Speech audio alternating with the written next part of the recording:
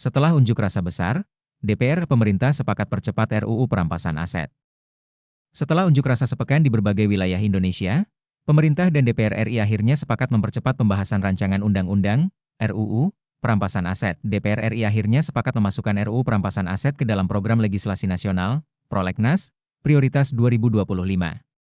Padahal sebelum unjuk rasa besar terjadi di Indonesia, DPR RI dan pemerintah sepakat bahwa RUU perampasan aset masuk ke dalam prolegnas jangka menengah yang penyelesaiannya bisa hingga tahun 2029 atau bahkan lebih apabila tidak kunjung dibahas.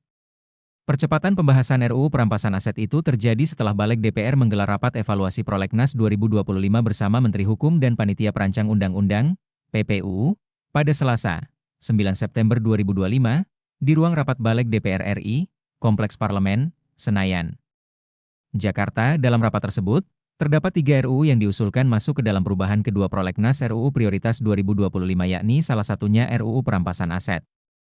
Terdapat 3 RUU yang diusulkan untuk masuk ke dalam perubahan kedua prolegnas RUU Prioritas 2025, yaitu 1 RUU tentang perampasan aset, kata Bob Hasan seperti dimuat Kompas.com. Selain tentang perampasan aset, 2 RUU lainnya adalah RUU tentang Kamar Dagang dan Industri, Kadin, dan RUU tentang kawasan industri. Bob mengatakan, ketiga RUU itu tetap menjadi RUU inisiatif DPR sehingga tidak lagi perlu diperdebatkan. Jadi, perampasan aset tidak ada lagi perdebatan di pemerintah atau apa, tapi di DPR, dan itu masuk ke 2025, ujar Bob. Dalam kesempatan yang sama, Menteri Hukum, Menkum, Supratman Andi Aktas menyatakan, pemerintah setuju dengan usulan Balik DPR agar RUU perampasan aset masuk prolegnas prioritas 2025. Pemerintah setuju apa yang menjadi usul inisiatif DPR terkait 3 RUU tadi untuk masuk dalam evaluasi prolegnas 2025, kata Supratman. Supratman kemudian berterima kasih kepada Balik DPR RI karena memasukkan RUU itu dalam prolegnas prioritas 2025.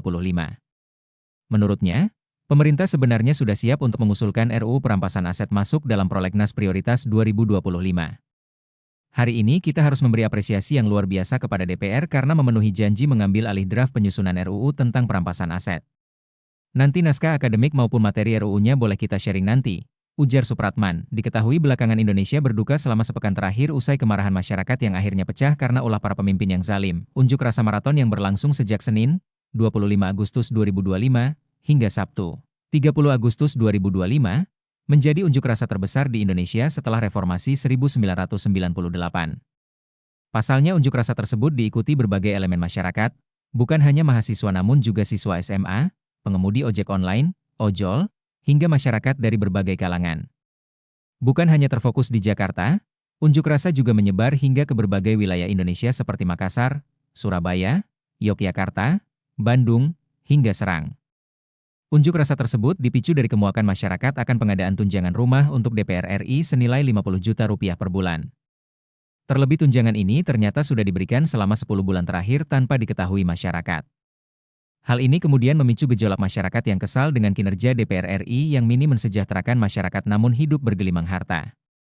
Ditambah ketika dikritik, jawaban sejumlah anggota DPR RI seperti Ahmad Sahroni dan Nafa Urbach cenderung reaksioner. Puncaknya masyarakat pun marah dan menggeruduk rumah sejumlah pejabat di Indonesia dan menjarahnya. Usai unjuk rasa terciptakan tuntutan 1708 yang harus diwujudkan pemerintah dan DPR RI dalam tenggat waktu yang ditentukan.